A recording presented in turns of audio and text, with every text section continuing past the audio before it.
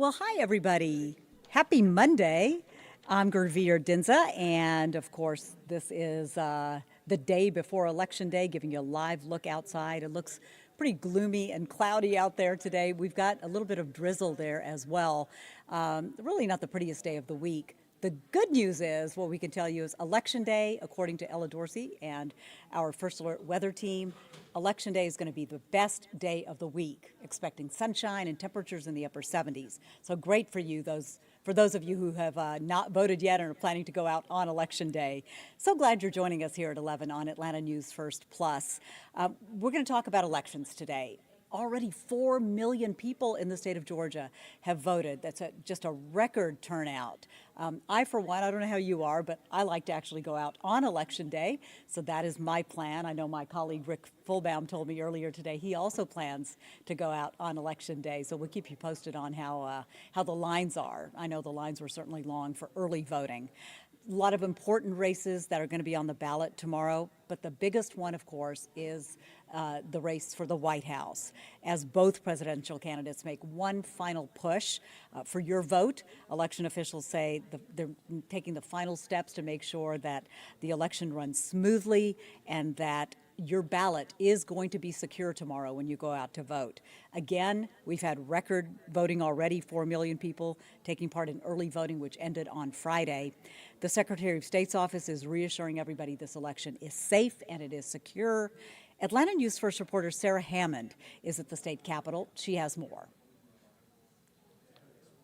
Telling people to have faith in the results no matter the outcome. If we take a look back at the 2020 presidential election, allegations of voter fraud were running rampant in Georgia, but they were proven to be untrue, according to Gabriel Sterling, Republican Chief Operating Officer for the Secretary of State's office.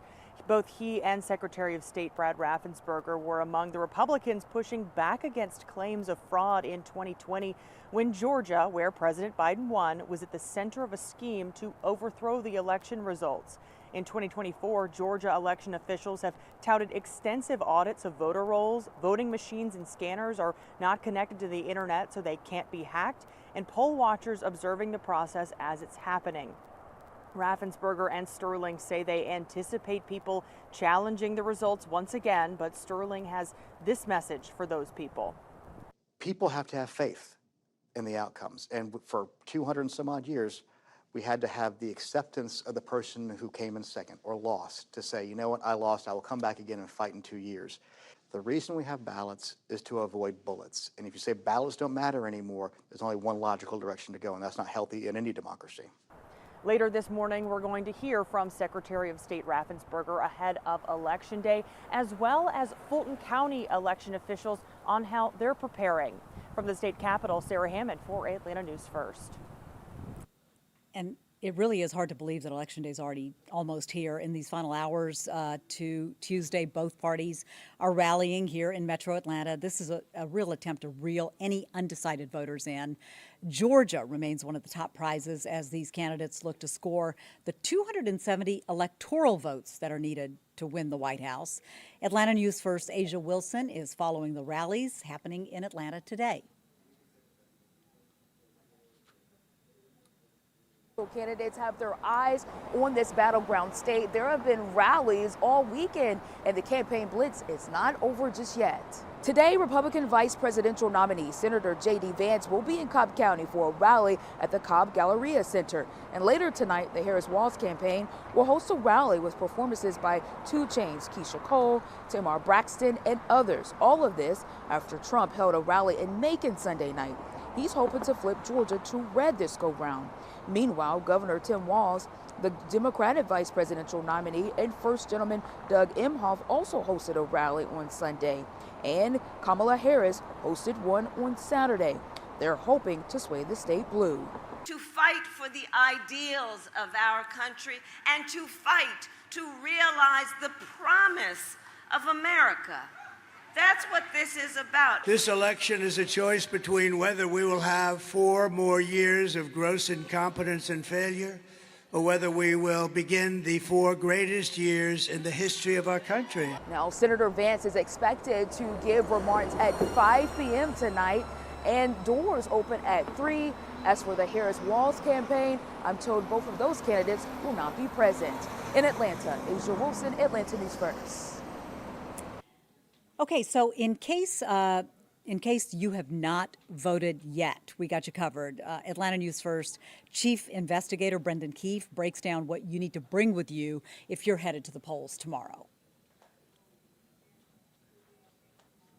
So let's count down the things you can't bring to the polls and the things you have to bring to vote. First, identification. It's required by law. But did you know it doesn't have to be a driver's license or a state ID? You can vote with a passport, any government ID, or even a student identification card from any public college or university in Georgia. Can I bring water or food for waiting in line? Yes, if it's for you and only you. It's now a crime in Georgia to offer food or water to people waiting to vote, but it's legal to feed and water yourself, though some libraries and other polling locations don't want food inside. Can you bring your kids or grandkids with you when you vote?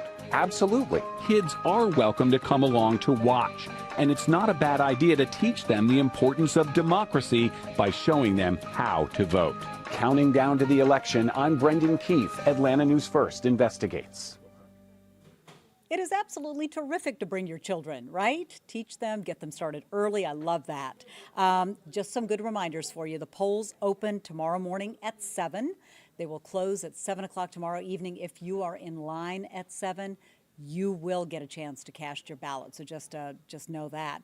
Make sure you're voting at the right precinct, though, because early voting, you could vote in different places, but for the actual election, you need to be at your actual precinct, and you can get that information by contacting your local election office. Our entire Atlanta News First team is getting you ready to bring you a full coverage of Campaign 2024 on election night. Our live stream begins at 10 o'clock tomorrow morning on Atlanta News First Plus right here. So be sure to join us then, and then we'll get you going the rest of the day, all until we know who the next president of the United States is going to be. Okay, so we are waiting right now actually for a news conference to begin in Fulton County. We told you that there are going to be several news conferences throughout the day today where elections officials are making sure you understand your vote is secure and some of the safety and security measures that are being taken to ensure that this election is in fact secure. They don't want any issues, anything to deal with like we dealt with in 2020. Looks like they're setting up for that right now. Our Patrick Quinn looks like he's giving a little check there to say, hey, can you hear me? So these are Fulton County elections officials who are going to be giving an update in just a minute or so to let you know some of the steps that they're taking and how early voting actually has gone in Fulton County as well. So do we want to continue to wait on that? Yes? Okay. Well, you know what? No matter which way you go, no matter where you vote, go out and cast your ballot tomorrow if you haven't done so already. It's just such an important part of who we are as Americans. I have to tell you that since my family immigrated from India to the United States, that right to vote and that ability to vote has always been such an important part of my family's life. I remember I voted in the very first election when I was a senior in high school, and I won't tell you when that was. We'll leave that to you, right? But I remember that being such an exciting time, and I've not missed an election since then. And I love it when we do stories about people who are so much older who've never missed an election because they do understand the value of your vote. And this is where, our country is headed and the direction that you want our country to go. Also remember there's some really important local elections on the ballot tomorrow. Gwinnett County Sheriff, Cobb County Sheriff. There are some other ballot referendums also in Cobb County that are very important. There's I believe, District 3 for the Atlanta City Council. I think that's up for a vote tomorrow as well. So it's not just the big presidential election, but some local referendums that you need to pay attention to because that's where it all starts, right? It all starts local and then we go big. So we're going to continue to watch this for just a couple of minutes as they get ready. Hopefully soon. You don't want to listen to me talk the whole time, right?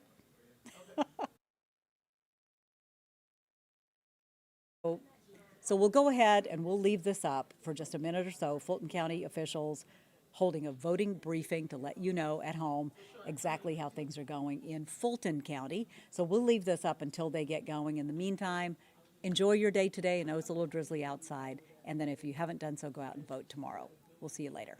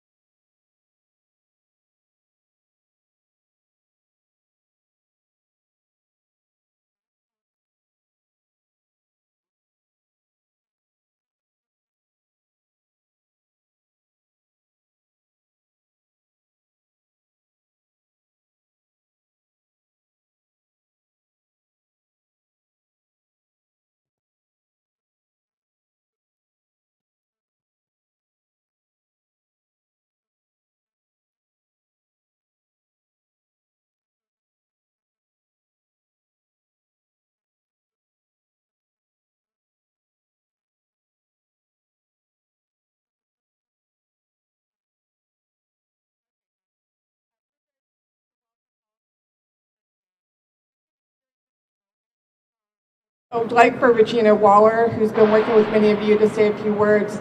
We're going to also hear from Fulton County Chairman Rob Pitts, who many of you know, Fulton County Election Board Chair Sherry Allen, Fulton County Director of Registration and Elections Nadine Williams, and Fulton County Police Chief Wade Yates. You will also, we are also joined today by Fulton County's Manager Dick Anderson. I'm going to turn it over to Regina, and then we'll hear from Chairman Pitts.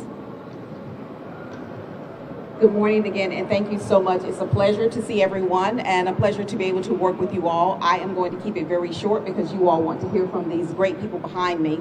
Just keep in mind, as we get started tomorrow morning, I will be out in the streets at 4 a.m. So you can't call me too early if you need anything. If you need some information regarding the polling locations, there's information in the packet, or just go ahead and give me a call. If you have any issues at the polling locations, call me, put the poll manager on the phone, and we will work things out. We'll make sure that you get what you need, and then we'll get you guys down here. Those of you who are wanting to come down tomorrow evening, we'll make sure that you have what you need.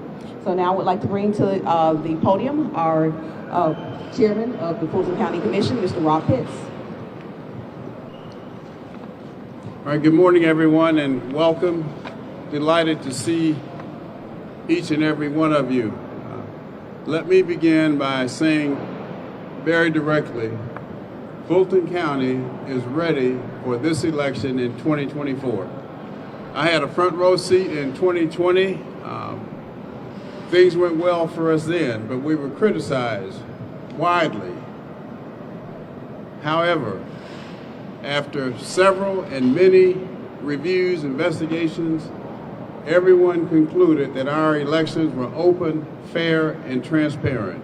And I am confident that we are going to run the best election in the United States of America tomorrow morning.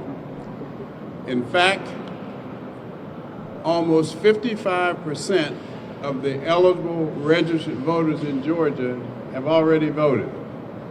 And that's a good thing, which means that at 8 p.m. tomorrow, based upon the new law that was passed by our state legislature, we will know and have some indication of what is going on with respect to how the election is going to turn out.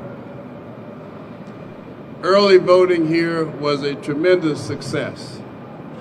And based upon that is why I say that tomorrow is going to be even more successful. We made a few changes and have made a few changes since 2020.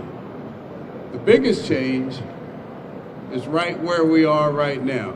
This election hub, I think, is the finest in the United States of America. We, Fulton County, spent some $30 million on this facility. Prior to this facility, we were spread out all over the county. Equipment here, equipment there, personnel here, personnel there.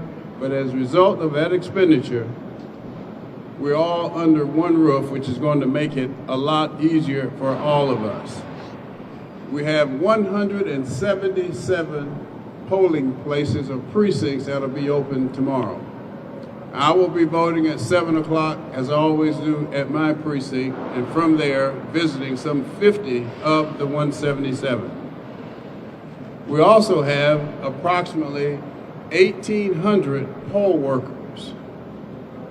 That's 1,800 poll workers. So we're staffed, they're trained, and we're ready to go. So the bottom line is Fulton County is ready to go for a very successful election, simply encouraging people to come out and cast their vote for the candidates of their choice. Thank you.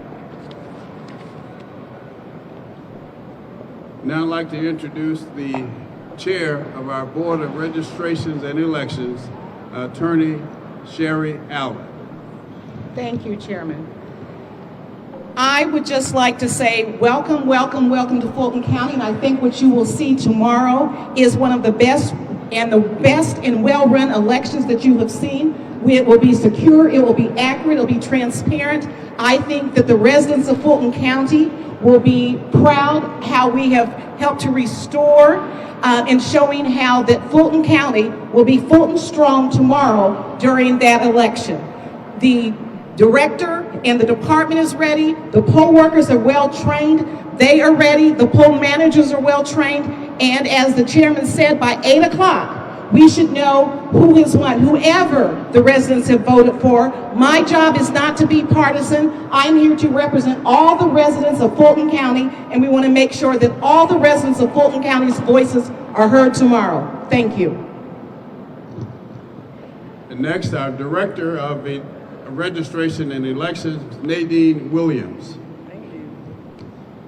Hello. Thank you again for coming today. We are ready, as everybody said. I won't go back over the stats of all the voters that have come out for advanced voting. Tomorrow, even though a lot of people have voted during advanced voting, we still expect a high voter turnout. Our poll workers are ready. Our 177 locations should be able to accommodate that with little or no wait time. And I would honestly take any questions at this time. Okay. Nope, not so fast. We're going to hear very quickly from Fulton County Police Chief Wade Gates, and then we'll take a few questions. Good morning, everybody. The chairman mentioned that there were a lot of new things in 2024. I'm going to mention something that hasn't changed from 2020, and that's that we're providing a police officer at all 177 polling locations, and we are working with the city police departments where those polling locations are to use their officers to have them present the entire time at all 177 locations. Thank you. All right, one more before we get to questions and answers. Our County Manager, Dick Anderson. Thank you and good morning. I just wanted to say, like everyone else has said, not only are we ready, we've spent an enormous amount of time in preparation, and this is a whole of government response. So it's not just the Board of Registration and Election or that department, it's all departments. We meet on a weekly and bi-weekly basis and have been since 2020 in preparation for every election. Obviously, this is the penultimate test of all of that planning, and I think you're going to see an extremely well-run election and a great voter experience. Thank you, Chairman Pitts, for being our MC today. At this time we can take a few questions, and I will just ask our team to please help me. Yes, Patrick. So, with this being a new elections hub, and there's 177 locations, have y'all practiced how you plan to get hard drives here and how they start to be calculated?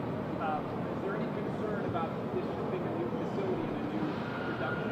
So the question was, with this being a new election hub, have we practiced the process of getting memory cards from the polling places here? Have we practiced that?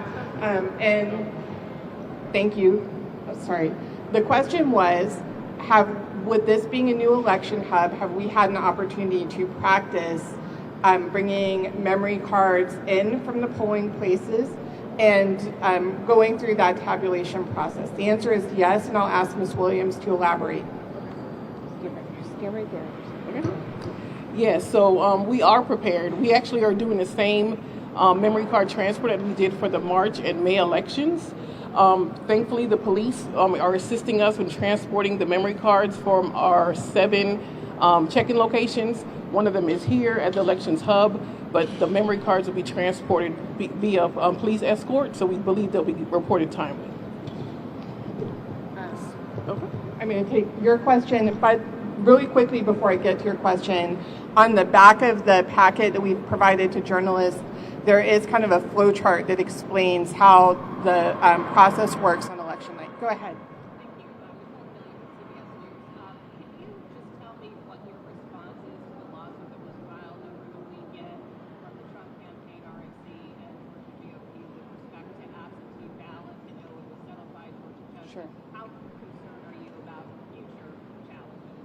So the question was, do we have a response to litigation that was filed over the weekend? I'd like to give some context to that question, and then I'm going to turn it over to Ms. Allen to respond. Fulton County, like a number of other Georgia counties, expanded hours this weekend to receive absentee ballots in person. This is a process that is available to voters from the time they receive their absentee ballots up through Election Day at 7 p.m. 7 p.m. on Election Day is the final deadline to return absentee ballots.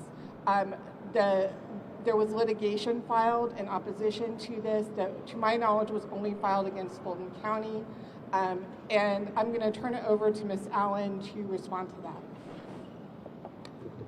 Although I won't directly respond with regard to pending litigation, the judge Saturday morning at 8 o'clock determined that there was nothing unlawful about having regular voters hand deliver their absentee ballots. Most of you know that the post office had been saying, and actually had printed last week, that if you wanted to get your absentee ballot in on time, you needed to mail it by a certain date, because if you had waited to the weekend, it may not get there. Also, the department was getting a lot of calls from the residents of Fulton County concerned about mailing their absentee ballots. What Fulton County attempted to do was just to make sure that those voters who wanted to hand deliver their absentee ballots would have a place to hand deliver them. They could hand deliver them any day in Fulton County at the Department of Registration and Elections. The judge, after listening to argument, determined that morning that there was nothing unlawful, nothing in the statute prohibited it, and so Fulton County, in congruent with the judge's ruling, decided that we would move forward and just accept the absentee ballots from the voters. Are you concerned about future challenges? The lawsuit does raise the challenge, and we will follow whatever the law is and whatever the courts decide. We can't determine in advance what will happen, but we will be complying with whatever the courts ultimately determine. Thank you, Ms. Allen. I'm going to take Blaine and then come back over here. Yes. Blaine Alexander with NBC News. Bigger picture question about challenges. The Secretary of State's office, for instance, has already said that they have a number of attorneys general lined up to kind of withstand any legal challenges. What do you guys have prepared for any potential legal challenges? Do you have a standby? And are you concerned about how that might possibly cause any delays? How do you stop delays? And then my second question is, what message do you have to people already the county's under a big microscope? What is your message to people who may have questions about the security of this election? So I'm just going to repeat the question, and then I'll turn it back over to Ms. Allen to respond. The question was about legal challenges, and I think we all heard Blaine, but I'm going to summarize that there's a potential for a legal challenge, and also I think the question is about our readiness to respond to challenges as they come up, and I know there's a little bit more to it. And then secondly, our message to voters about security with the elections, both physical security and process. Chairman Pitts wants to respond. I believe, and we believe, that the groundwork is being laid for some challenges at some point in the future. But we get sued every day. So the answer to the question is, we are prepared. There will be no basis for any challenge, but that does not prevent anyone from filing a suit.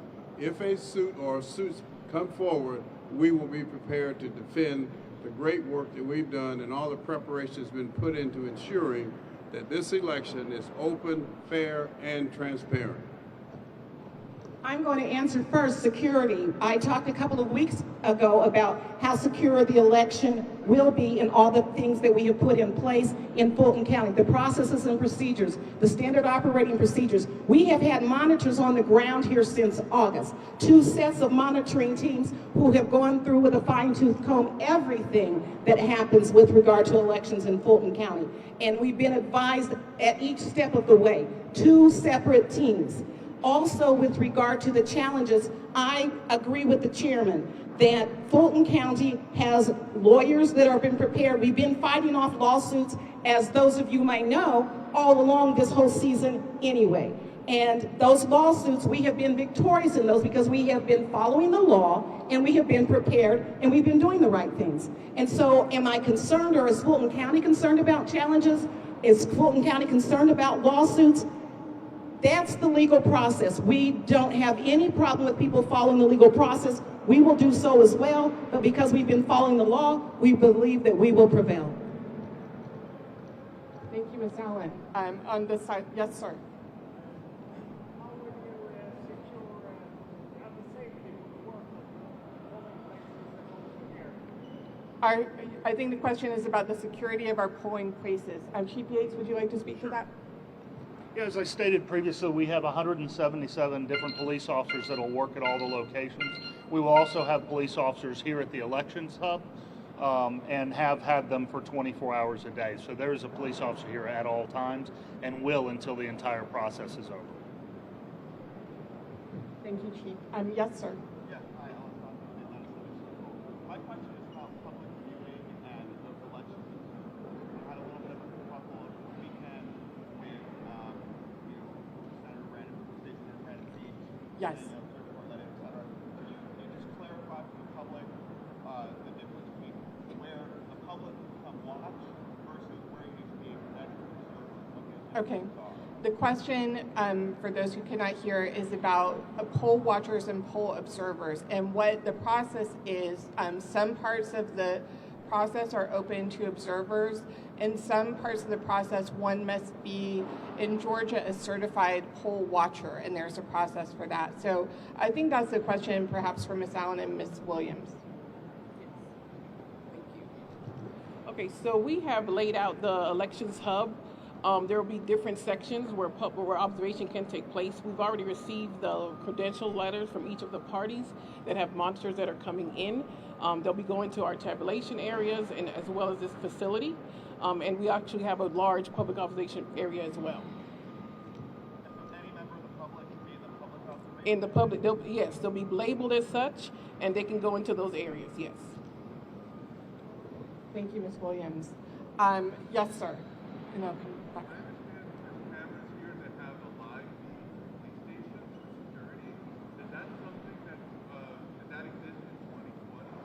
The question is, do we have cameras here in portions of this building for security purposes?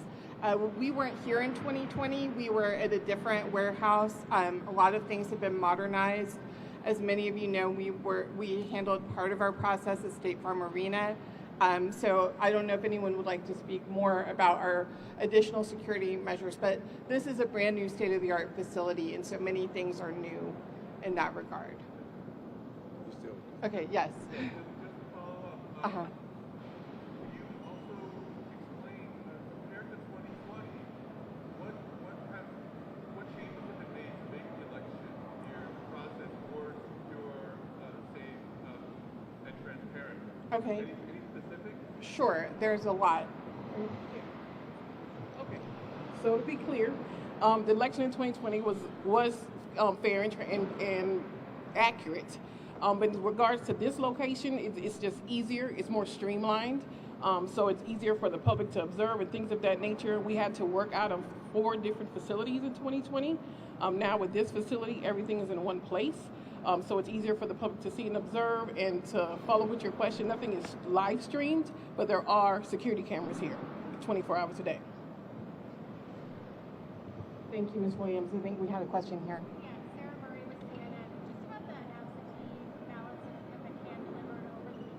Sure.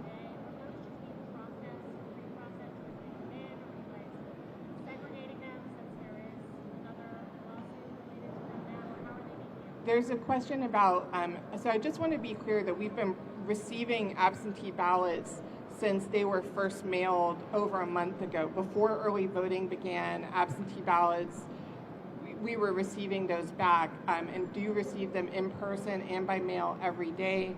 And all absentee ballots will be processed tomorrow per the Secretary of State guidelines.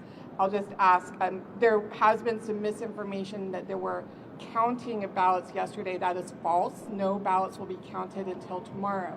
I'll just ask Ms. Williams or Ms. Allen if they'd like to respond about any special handling of the ballots that were received this weekend. Yes, so we can circle back to drop boxes as well. There was a rumor that we had our drop boxes open longer than was required, which is false. The drop boxes were closed and emptied at the end of advanced voting. So all of the ballots from the drop boxes are here. The ballots that were dropped off this weekend are here. And as was stated earlier, there was nothing that was different other than us extending our office hours. The 4 locations are our offices. They have been used by voters from the very beginning of this election. It's not a decade for people to drop off ballots. So will be processing them as soon as possible, just like any other ballot, because a lot of voters are going to my voter page to see if their ballots was accepted, especially with the mail delays. So we're just trying to process everything as soon as possible. And the question, let me answer the question about the segregation, I believe is what you asked. Yes, that will take place. That's one of the things that we received a spoliation letter about that, and the lawsuit was filed. So yes, they will be able to be identified. Thank you. I think, Richard, you had a question about how many absentee ballots have we received so far. Over the weekend, it was 305 ballots received this weekend. Overall, we've received 25,000. Approximately 25,000 of the accepted ballots have been returned. Next question. Yes. Here and then. Obviously, we've seen many challenges over the weekend. Are you concerned that not only lays the groundwork for further challenges, but potentially for a dispute of the result? I think Ms. Allen described that earlier, that there is a legal process for people to file suit, and we will respond accordingly. I don't know that there's more to say about that. Yes, next. Any other questions? Yes. Rafael Donald with CNN. What happens to the physical ballots that are generated at every polling stations? Are they all brought in here? They are. And I'll ask. In case there's an audit, would that be focused here at this location? I'll ask Ms. Williams to describe that. You're asking, so in Georgia, our ballot marking devices, at the time a voter casts their ballot, it generates a paper receipt, basically, and then that voter places that piece of paper in a scanner. So those of you who might be new to Georgia, that's how our process works. And those pieces of paper are brought back, and I'll ask Ms. Williams to describe that. Right. So if you're asking about the upload of results, so what you'll see is, yes, everything does come back to this location to be uploaded. Behind me are the machines that came back from the advanced voting locations. At 2 o'clock tomorrow, we will start running the tapes for those. That way, those results can be uploaded after 7 o'clock, but the requirement is to be uploaded by 8. So you'll see all of the advanced voting results get uploaded by 8 o'clock. You'll also see some of the absentee by mail uploaded by 8 o'clock. In regards to election day, those memory cards will also come here, and they'll be uploaded as they arrive. So again, physical paper ballots, the memory cards, everything ends up here, exactly. I think this is going to be our last question. Yes. Catherine from the AJC. Just a question for our newsroom. In past elections, Fulton County's election board has been available during the day in case voters have problems voting or facing voter challenges. Yes. We can, Ms. Allen can. Just wondering if that's still happening. Yes. Thank you. And your question is, in past elections, we've been available during the day before voting closed for challenges, and we will be again. So 3 o'clock, as of 3 o'clock tomorrow, the Fulton County Board will be here at 2 o'clock. We'll all be here at 2 o'clock. But at 3 o'clock, we will be available if any voter has been challenged, and they can have their hearings at that time. Thank you, Ms. Allen. Okay, this is the last question, CNN.